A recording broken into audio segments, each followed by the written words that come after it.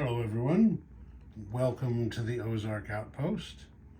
This is Global War 1914, Operation Hamel. This is the United States and Nationalist China in fall, winter of 16, and then we're going to have some fun stuff following that. So be sure to have your popcorn and everything ready ahead of time so you don't miss any of the action.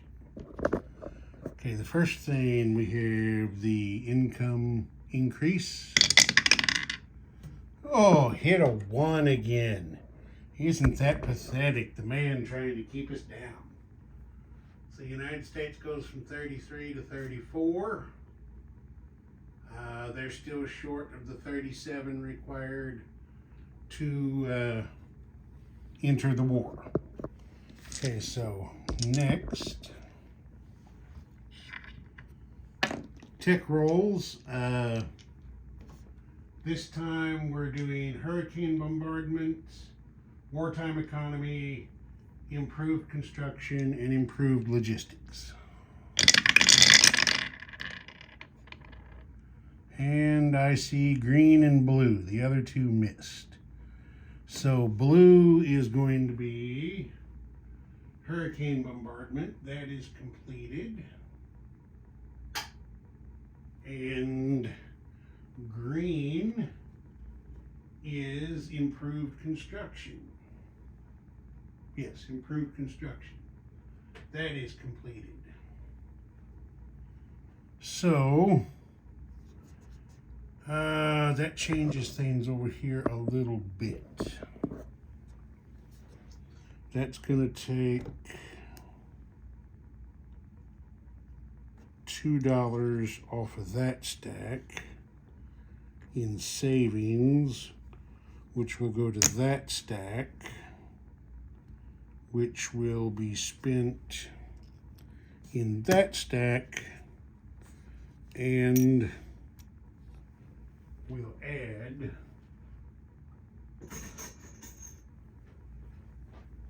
another infantry here. Okay. Sorry, can't foresee stuff like that. Okay, so the next thing we're moving on to, since we're already on it, I'll just go ahead and cover the buy now. Got $2 going to spend on diplomacy, plus a free roll from capturing Mexico last turn. We're spending 6 to lay down a dreadnought and to advance the dreadnought from stage 3 to stage 2. And then we're spending, what we got there, 18 to buy 6 infantry, and we're lend-leasing Italy and artillery for 5. And that was all the American money. Okay, so the diplomacy rolls. We're going to roll Brazil, try to finish them. We are going to roll against Chile to try to knock them back. And then what did I decide? I decided to just knock a bunch of stuff over.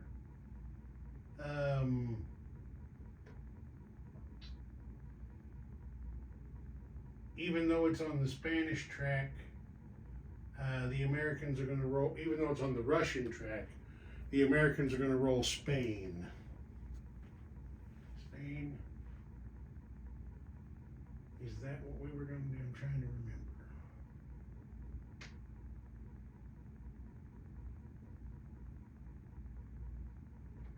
Yep, I think that was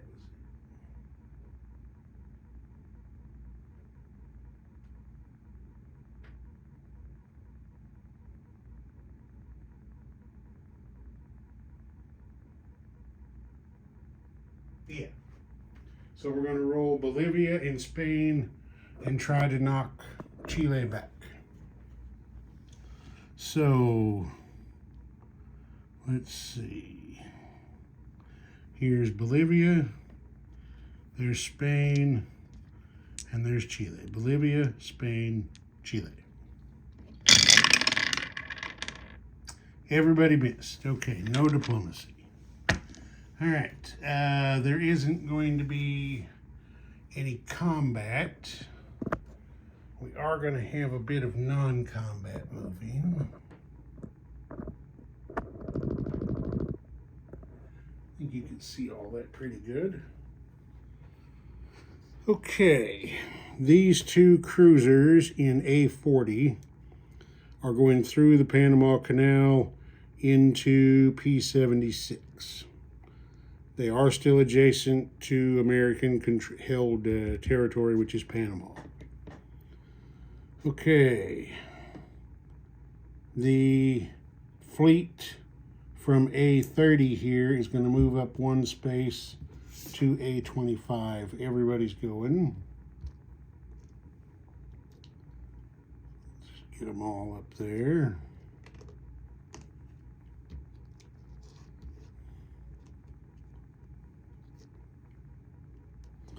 And then the transport in A40 has a bonus from either one of these, take your pick, or Panama. So it's going to go 1, 2, 3 up there to join the party in A25. And then the guys in A36 here have choices of bonus. So they're going 1, 2, 3.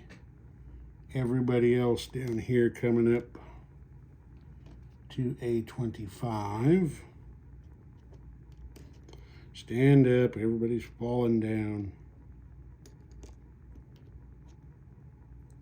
It's one thing I don't like about custom infantry is the bases are very small and they tend to fall over rather easily. Okay, it looks like that was all of the non-combat. Oh, no, one more. Almost forgot. The seaplane from southeastern United States is going to go 1, 2, 3 spaces. Jesus, knocking everything over. Up here to New England. Gonna land right there. Okay, now we're done with non-combat for the Americans. Not doing anything in the Pacific. So let's place some units. We've got 3, 4, 5, 6 infantry here. So we're going to put 3 infantry there in New England. And trying to find the number. We're going to put the other 3 here in New York.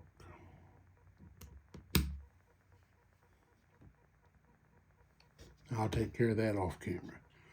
Okay, and then we've got some stuff to deliver. We got a cash and carry seaplane for the British. That is going over here to, went over there to the Midlands to land via the major port there. Jesus, I think I just knocked it over again. Okay, now we have French artillery that is going down here to land at southern France via the major shipyard there at Marseille. And then we have a cash and carry artillery and a Lend-Lease artillery, which are both going into northern Italy here. So there's all that.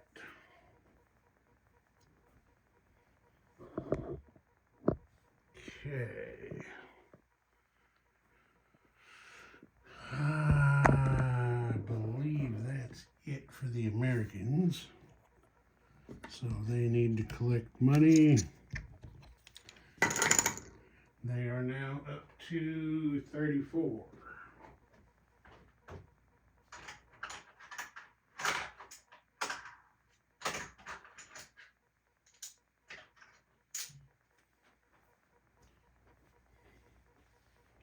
$34. So that's that for them. Now we get the Chinese over here. And we go get some random event cards for China. So let's do our mix up here.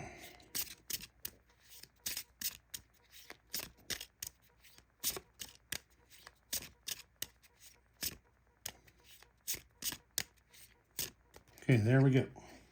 First one, Anhui. Add 1 cavalry to any territory. So that's going to be the purple territories there, Suyan, Rihe, and Peking.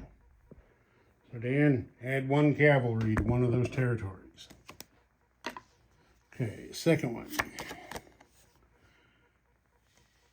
Fengxian, conduct a mandatory offensive from 1 territory into 1 adjacent territory for 1 round.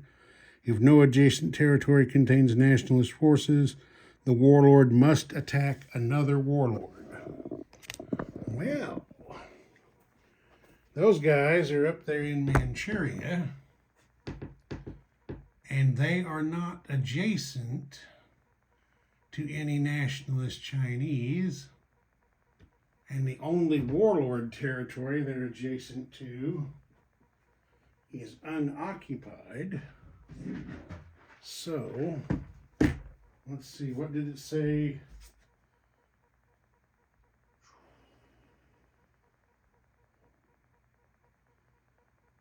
Well, it doesn't say how many units have to go. I know if you do, I grabbed the wrong box. I know if you do a counterattack, everything in the territory has to attack, but that's not what's going on here. So, Dan, you decide how many of these guys are going into Rihe. That's the only possible place that these guys can attack. So Dan, decide how many of the forces from eastern Manchuria are going to advance into Rihe.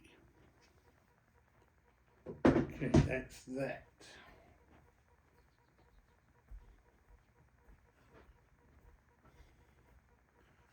Now we come back over here.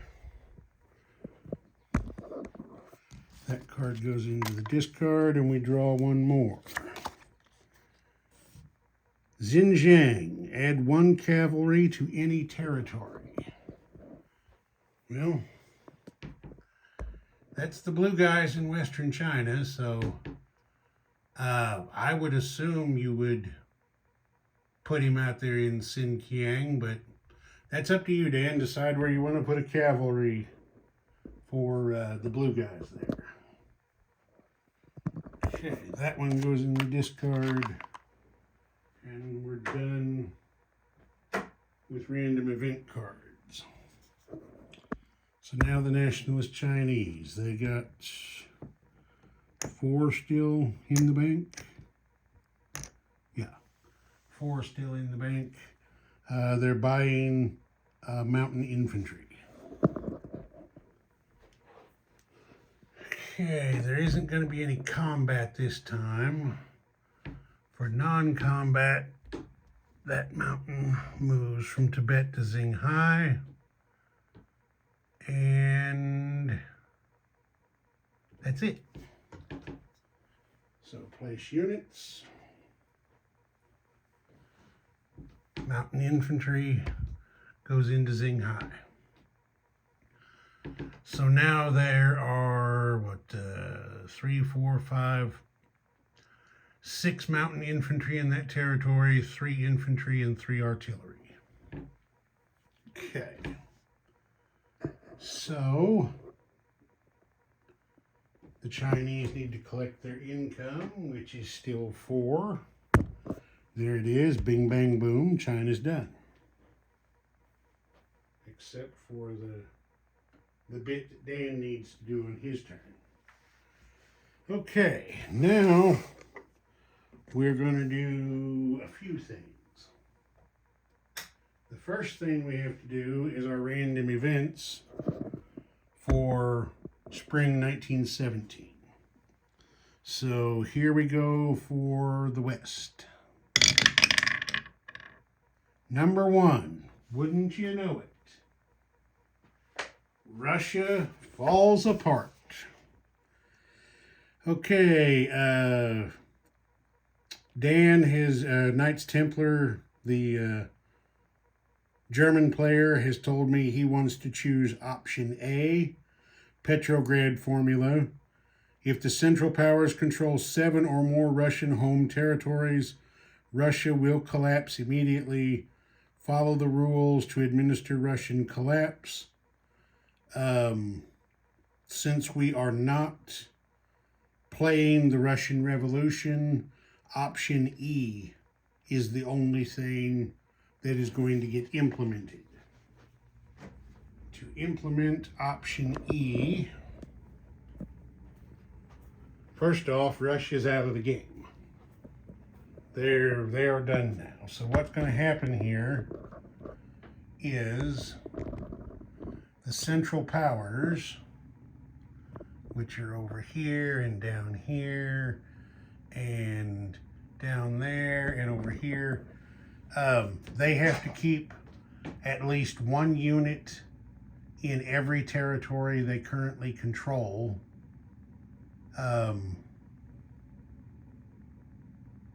Yeah, 1 unit in every territory they currently control. The war is over because the peace option has been chosen, so they can't conquer any more territories in Russia. The 2 territories that Russia has captured, Galicia and Saxony, will immediately return to their original owners. So I'm just going to pull these out of here.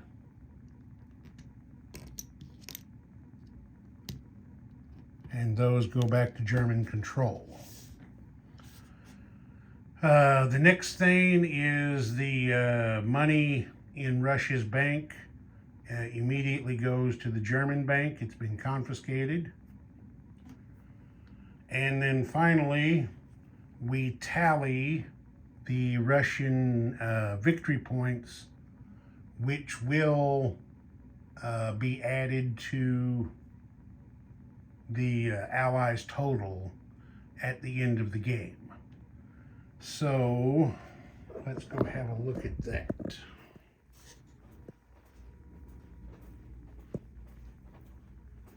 Get over here to the victory chart. So it says here under the key terrain, they've got to possess certain ones, and they have Crimea, Kiev, and Western Ukraine,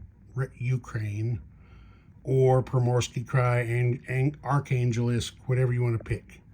So all 3 of those apply. Expand the empire, any land zone Russia possesses. At the end of the game, it did not own at the start. Okay, they're not going to be able to get that one because they won't have it at the end of the game. So there's 3 points for the Russians, plus 1 point for Petrograd or Moscow, in this case Petrograd. That makes a total of 4. But we have to make some adjustment for enemy occupied territory. So currently Germany occupies 2 Russian territories that have an IPP value, and the Ottomans are sitting on 1 down there. So that's going to take 3 away, and the Russians, I think I've got this right, the Russians are going to score 1 victory point for the Allies at the end of the game. So they'll just be counting no, wait a minute. No, the victory cities are separate, aren't they? Well, it won't matter. They'll still score the 1 for the victory city, I believe. We'll, I forgot to look at that before I started this, so we will have to verify that off camera. So, the war on the Eastern Front is over. The Russians are out. Okay, now we have to roll for the East. And that is, wait a minute, I rolled the wrong damn dice. I rolled a 1. I'm supposed to roll a d6. All right, let's see what we got. Okay. Should I count the one that I rolled with a d12?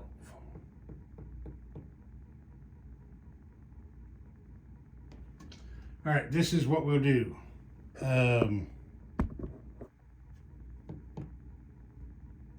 Should we count the one I rolled with a d12 by mistake? Yeah, it was a 1. I think we should probably go ahead and count it. So this is for the East. It's a 6. And it says colonial unrest. Roll 1d6 for each of Malay, Hong Kong, Java, Sumatra, Borneo, and Saigon. For each rolled 6, place a free attacking neutral infantry. If they succeed, they become a strict neutral territory. Okay, well, we'll be dropping Saigon off of that because that's Cochin and it's already a strict neutral. So we'll roll for Malay first. If a 6 comes up, we have action. Okay, that's a 2. So nothing in Malay. Hong Kong, get over here. Okay, that is also a 2.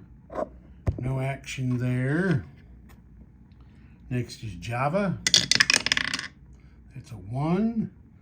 Then we have Sumatra. Okay, that's a 6.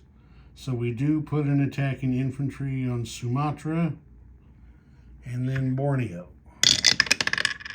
That's a 1. So we just need to have action in Sumatra, which is defended by 1 colonial infantry.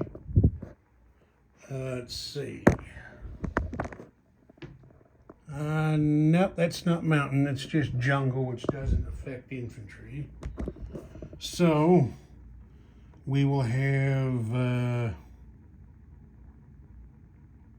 we'll make the Dutch blue, and we'll make the other guy black. So Dutch defending at a 2, and the other guy attacking at a 2. Both miss.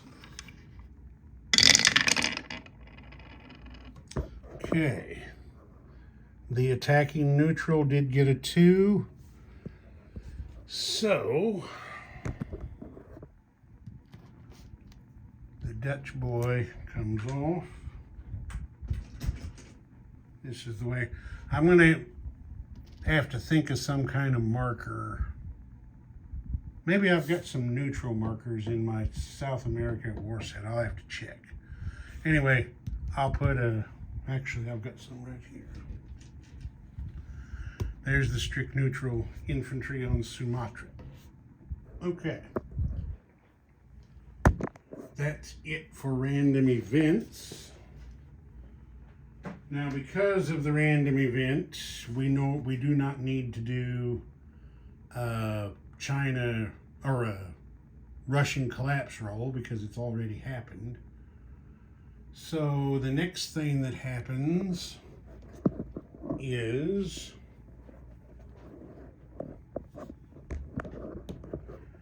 the Americans align Cuba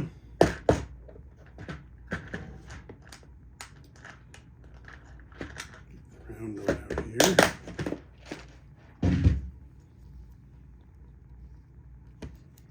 Okay, the Americans align Cuba. They can't collect that IPP until they're at war, so I'm moving their other tracker up from 1 to 2. That's that. I've looked at the neutrals. There aren't any forces to add. So the next thing that happens at the beginning of the turn, since this is the beginning of a new year,